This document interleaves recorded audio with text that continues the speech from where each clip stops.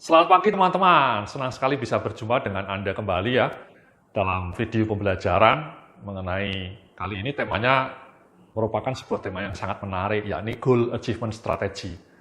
Ya, jadi bisa Anda lihat di layar ya di sebelah kiri saya ini Goal Achievement Strategy, sebuah tema yang sangat menarik yakni bagaimana strategi mewujudkan goals Anda. Karena Anda ketika hidup itu kemungkinan besar juga punya goals ya, punya impian, punya harapan, punya obsesi gitu ya. Kenapa itu penting? Karena supaya arah hidup Anda jelas gitu Mas ya. Banyak orang mengatakan hidup itu mengalir saja Pak Yudia, nggak usah muluk-muluk punya goals gitu ya, mengalir saja. Ya kalau mengalirnya ke Samudra Atlantik gitu teman-teman, itu kan keren ya, samudra luas. Tapi kalau mengalirnya ke comberan ya, atau ke got itu kan cilaka gitu ya. Kita bisa bau gitu ya. Nah banyak orang tidak punya goals ya, hidupnya tidak punya perencanaan yang jelas. Padahal ada sebuah pepatah mengatakan kalau Anda gagal merencanakan masa depan, maka sebenarnya Anda sedang merencanakan kegagalan masa depan Anda. Ya, kalau hidupnya tidak punya arah itu ya terombang-ambing ya. Tahu-tahu sudah tua dan ketika tua tidak punya tabungan sama sekali. Ya. Ketika pensiun tidak punya penghasilan dan kemudian mengandalkan dari sumbangan anak-anaknya atau sumbangan saudara. Itu karena hidupnya tidak punya perencanaan, tidak punya planning. Yang berikutnya kenapa Anda perlu memiliki goals supaya langkah Anda jelas gitu ya. Apa target Anda? Apa impian Anda? Sehingga memandu Anda untuk bergerak. Ya, Anda bisa mendesain berbagai langkah yang konkret supaya goals Anda tercapai. Ya, di dalam slide berikutnya ini saya ngasih contoh. Ya, di slide kedua ya. Kita semua punya beragam goals dalam hidup. Mungkin financial goals, mungkin career goals, mungkin business goals bagi yang punya usaha sendiri, ya.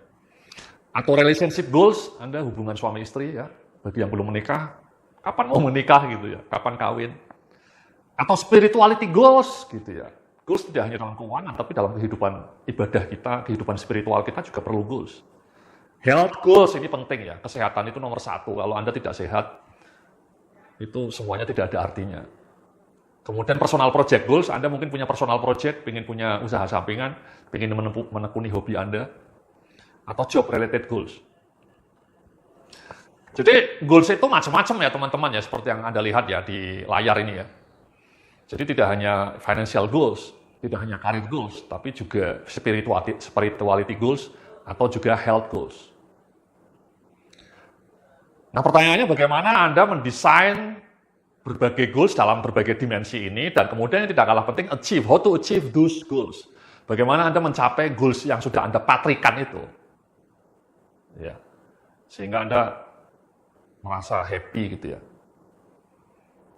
Nah, di dalam slide berikutnya ini saya ngasih contoh, ngasih tahapan ya, goal steps ya. Jadi ada 3 step teman-teman yang akan kita pelajari dalam video pembelajaran kali ini ya. 3 step cara mencapai goals. Yang step pertama, langkah pertama, rumuskan outcome goals yang challenging dan spesifik. Yang kedua, step kedua, rumuskan proses goals yang actionable. Ada outcome goals, ada proses goals. Yang step ketiga, lakukan monitoring program dalam pencapaian goals. Ya. Jadi itu 3 stepnya teman-teman ya. Kita akan belajar, kita akan mempraktekkan, praktek juga. Bagaimana kita melakukan 3 langkah kunci itu. Ya, nanti saya akan ngasih PR pada Anda, atau action plan, atau assignment yang harus Anda praktekkan gitu ya. Nah langsung aja di slide berikutnya, di slide keempat, ini kita langsung mulai yang pertama ya, merumuskan outcome goals. Ya. Jadi tahap pertama itu Anda perlu merumuskan outcome goals, atau sering juga disebut sebagai result oriented goals. Yakni goals yang merujuk pada sasaran akhir yang ingin kita tuju. Ya. Jadi outcome goals itu result oriented. Contohnya di slide nomor 5, contoh financial goals ini. Ini contoh financial goals yang menantang ya, bisa Anda baca di layar ya. Jadi Anda punya mimpi misalnya, punya goals, punya dana investasi 100 juta dalam kurun 3 tahun dari sekarang. Amin. Ya. Dana investasi yang fresh. Atau punya bisnis sampingan dengan laba 5 juta per bulan dalam kurun 2 tahun dari saat ini. Atau bisa memiliki 3 sumber penghasilan dalam 2 tahun ke depan. Ini kan goals financial yang asik gitu ya Mas ya. Semoga dalam 3 tahun Anda punya dana investasi 100 juta. Kalau sekarang sudah punya, amin. That's wonderful. Tingkatkan lagi menjadi 500 juta ya. Dalam 3 tahun Anda punya dana investasi dalam bentuk tabungan emas atau tabungan reksadana atau mungkin properti nilainya 500 juta. Itu kan top Marco, top Jos, Marco Jos. Oke. Atau yang kedua ya, Anda punya mimpi, punya goals, punya angan-angan, bisa punya usaha sampingan yang memberikan income at least 5 juta per bulan. Itu kan lumayan sekali. 2 tahun dari sekarang, Anda sudah punya usaha sampingan yang dari gaji Anda, misalnya sekarang Anda karyawan, Anda punya usaha sampingan dan hasilnya 5 juta per bulan. Not bad. Syukur-syukur dalam waktu 5 tahun bisa menghasilkan 10 juta. Itu kan maknyus, teman-teman ya, maknyus. Atau yang terakhir, bisa punya 3 sumber penghasilan. Selain gaji, punya usaha sampingan A, jualan online misalnya, yang ketiga bisa punya properti yang disewakan. Jadi punya 3 sumber penghasilan, itu kan maknyus. Masing-masing misalnya hasilnya 20 juta, kali 3 60 juta. Itu kan top Marco, top Jos, Marco Jos. Ini contoh Mas ya, contoh financial goals. Contoh yang berikutnya di halaman slide nomor 6 ini saya cerita contoh career and educational goals. Misalnya dalam 2 tahun bertekad agar jabatannya naik menjadi manajer. Atau menjadi sales manager terbaik tahun ini di kantor tempat bekerja. Atau menjadi direktur di perusahaan yang ternama 5 tahun dari sekarang. Jadi 5 tahun dari sekarang sudah jadi direktur. Atau yang terakhir ini, bisa dapat beasiswa S2 sekolah di luar negeri. Ya. Beasiswa sekarang mudah ya, ada LPDP, ada Fulbright seperti beasiswa saya.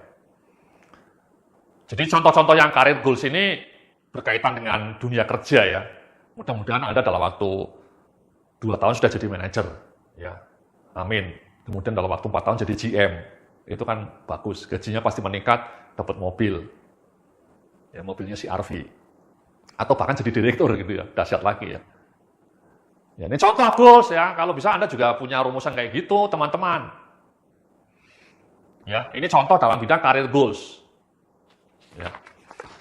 Nah, di slide berikutnya nih ya, saya bacakan satu lagi contoh health goals. Contoh outcome goals atau result oriented dalam bidang kesehatan. Misalnya yang pertama, berat badan mencapai postur ideal atau body mass index-nya ideal dalam 12 bulan ke depan. Atau yang kedua, hasil medical test, semua indikator menunjukkan angka yang optimal. Asam urat, kolesterol jahat, gula darah, tensi, ya, itu semuanya normal. Atau yang ketiga ini dahsyat ini, ya bisa ikut lomba lari maraton dan finish sampai garis akhir. At least dalam 2 tahun dari saat ini. Ini kan goals-goals yang juga heroik. Yang pertama banyak orang overweight ya. Saya kebetulan orangnya langsing ya. Saya makannya terjaga gitu ya. Saya banyak makan buah ya. Olahraganya juga banyak. Atau yang kedua, ini penting ya, kalau umur Anda sudah 30, 35, kalau bisa tiap tahun medical check up. Nah itu Mas ya, semua adalah contoh mengenai goals baik dalam dunia kerja, baik dalam financial, ataupun dalam dunia kesehatan. Ya, nah sekarang saya lihat nih di slide nomor 8 ada lihat. Jadi ini assignment pertama, PR pertama, tolong tuliskan outcome goals yang ingin Anda wujudkan. Tulis dalam note di HP Anda kan punya HP atau di laptop. Anda tuliskan itu. Ya. Saya ngasih contoh nih ya, di slide 9. Di slide 9 ini contoh dulu yang pernah saya tuliskan ya. Saya sudah berhasil saya lakukan ya.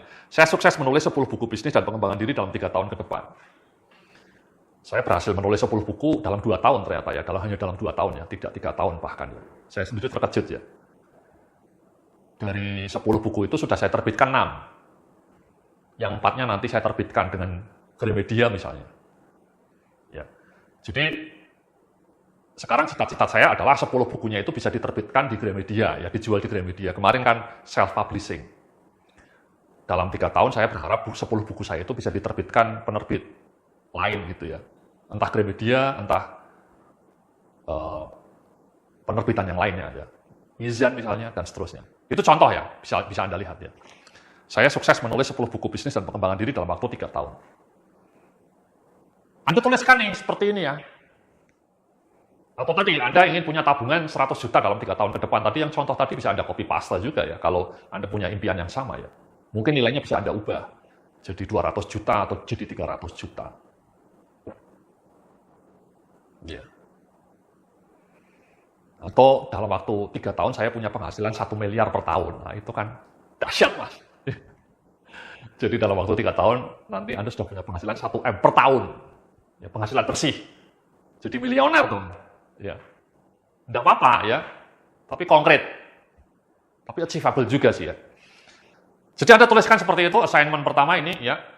Nah, di slide berikutnya ini saya bilang bahwa ada banyak orang melakukan kesalahan ketika merumuskan outcome goals atau result oriented. Yang pertama tidak spesifik ya, tidak kurang jelas. Anda bisa lihat di layar Anda.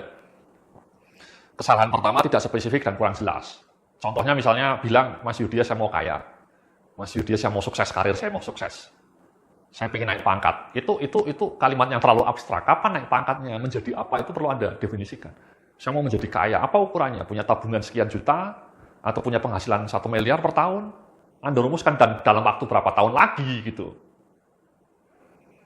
Ya jangan cuma bilang saya mau sukses, saya mau kaya. Itu terlalu abstrak. Ya sama, yang kedua ini tidak terukur. Tidak terukur. Saya mau sehat. Saya mau rajin ibadah. Misalnya Anda punya mimpi, saya mau lebih rajin ibadah Pak Yudhya. Itu abstrak. Jauh lebih bagus misalnya saya mulai minggu depan saya akan sholat 5 waktu di masjid. Itu kan ukurannya jelas. Sholat 5 waktu di masjid. Itu konkret dan terukur. Atau misalnya mulai besok saya akan membaca Al-Quran minimal 1 halaman setiap hari. 1 halaman setiap hari. Bukan one day one juice ya. Terlalu berat itu. Kalau Anda memulai langkah pertama itu small aja. Minimal 1 halaman membaca Al-Quran. Itu kan konkret dan terukur. Ya, saya melakukannya juga ya. Saya tiap hari itu habis sholat subuh membaca 5 halaman Al-Quran dan terjemahannya. Saya selalu membaca terjemahan Al-Quran. Saya membaca 5 halaman Al-Quran dan kemudian terjemahannya. Itu nikmat teman-teman ya. Kalau Anda tiap hari bisa baca Al-Quran dan baca terjemahannya itu indah. Nah itu kan terukur Mas. Saya punya target tiap hari baca 5 halaman Al-Quran. Konkret, terukur. Jauh lebih bagus itu kalimat itu dibanding saya mau lebih rajin ibadah Pak Yudhya. Itu omong kosong, tidak ada ukurannya, tidak ada KPI-nya, performance indicator-nya tidak jelas. Yang ketiga berbau hayalan ya, kesalahan ketiga berbau hayalan. Misalnya tadi ujung-ujung Anda bilang saya pokoknya pengen punya penghasilan 1 miliar per tahun depan. Itu padahal gaji Anda sekarang misalnya baru 5 juta. Itu kan terlalu melamunan gitu ya. Mau jadi sultan gitu ya. Berat, itu hayalan. Atau saya mau beli rumah di Pondok Indah, itu hayalan. Yang achievable Mas, achievable itu masuk akal. Misalnya ketika saya mau nulis 10 buku dalam waktu 3 tahun, itu menurut saya sangat achievable ya, bagi diri saya ya. Pertanyaannya kapan Mas Yudhya saya bisa mengatakan target saya realistik atau tidak? Yang tahu sendiri Anda mungkin ya. Anda lihat pengalaman Anda lihat sejarah hidup Anda lihat kemampuan Anda. Kembali ke contoh tadi, saya bilang bahwa saya punya target menulis 10 buku dalam waktu 3 tahun, itu bagi saya sangat achievable. Karena saya sudah terbiasa menulis ya. Saya tiap minggu nulis di blog selama lebih dari 10 tahun, jadi terlatih. Dan benar ketika saya eksekusi, saya hanya butuh waktu 2 tahun ya untuk nulis 10 buku. Jauh lebih cepat daripada target. Sama, kalau misalnya penghasilan Anda sekarang baru 5 juta, mungkin jauh lebih realistik. Dalam 3 tahun, penghasilan saya naik 3 kali, itu lebih realistis. Jadi 3 tahun lagi penghasilan Anda 15 juta. Sekarang baru 5 juta misalnya. Daripada langsung mengatakan 1 miliar. Gitu ya teman-teman ya. Kemudian yang nomor 4, kesalahannya tidak relevan dengan aspirasi kita ya. Tidak relevan itu mungkin tidak begitu berkaitan dengan kehidupan kita. Ini mungkin jarang terjadi ya kesalahan ini ya. Misalnya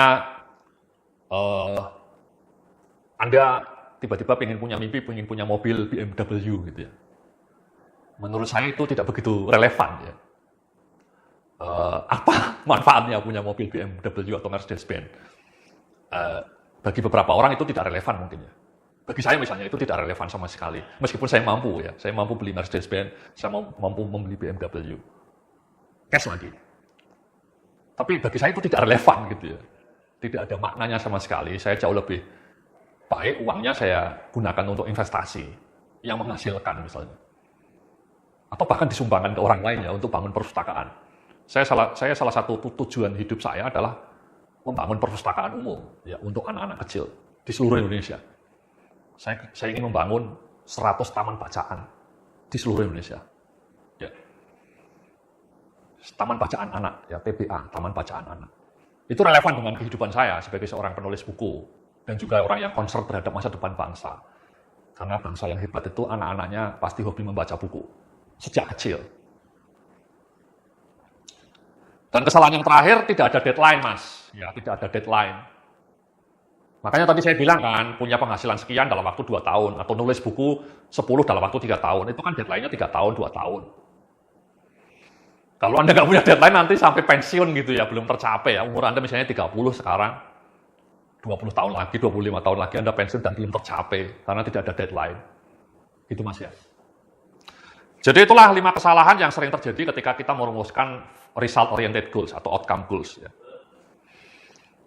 Jadi itu langkah pertama teman-teman, ketika kita mau mencapai goals kita ya, goal achievement strategy ya. Anda rumuskan outcome goals Anda, result-oriented goals Anda, dan kemudian setelah Anda tuliskan, Anda bergerak ke step yang kedua. Nah, nanti step kedua ini kita pelajari dalam video berikutnya, setelah yang satu ini ya. Terima kasih, salam sukses, penuh keberkahan.